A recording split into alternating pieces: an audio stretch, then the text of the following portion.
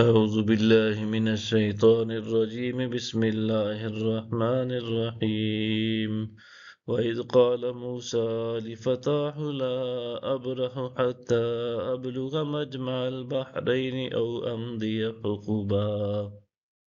اور جب موسیٰ نے اپنے خادم سے کہا میں پیچھے نہیں ہٹ سکتا یہاں تک کہ میں دو دریاؤں کے سنگم کی جگہ تک پہنچ جاؤں یا مدتوں چلتا رہوں، فلما بلغا مجمع بينهما نسيا حوتهما فاتخذ سبيله في البحر سربا۔ تو جب وہ دونوں دو دریاؤں کے درمیان سنگم پر پہنچے تو وہ دونوں اپنی مچھلی وہیں بھول گئے تھے، پس وہ تلی ہوئی مچھلی زندہ ہو کر دریا میں سرنگ کی طرح اپنا راستہ بناتے ہوئے نکل گئی۔ فلما جاوز قال لفتاه آتنا غداءنا لقد لقينا من سفرنا هذا نصبا۔ پھر جب وہ دونوں آگے بڑھے تو موسیٰ نے اپنے خادم سے کہا ہمارا کھانا ہمارے پاس لاؤ، بے شک ہم نے اپنے اس سفر میں بڑی مشقت کا سامنا کیا ہے۔ قال أرأيت إذا أوينا إلى الصخرة فإني نسيت الحوت وما أنسانيه إلا الشيطان أن أذكره واتخذ سبيله في البحر عجبا۔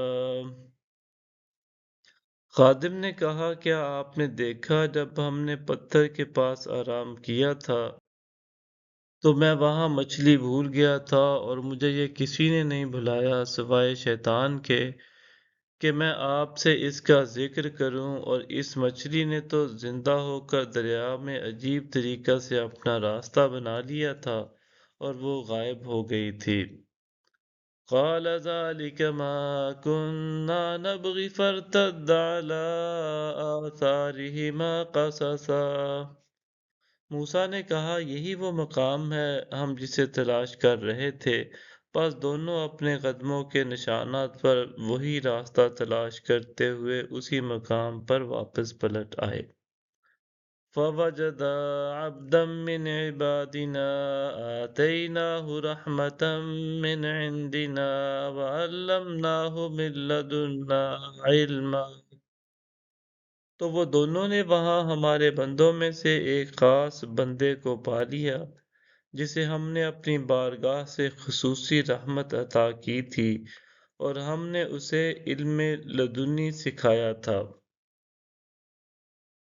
قال له موسى هل أتبعك على أن تعلمني مما علمت رشدا۔ اس سے موسیٰ نے کہا کیا میں آپ کے ساتھ اس شرط پر رہ سکتا ہوں کہ آپ مجھے بھی اس علم میں سے کچھ سکھائیں گے جو آپ کو بغرض ارشاد سکھایا گیا ہے۔ صدق اللہ العظیم۔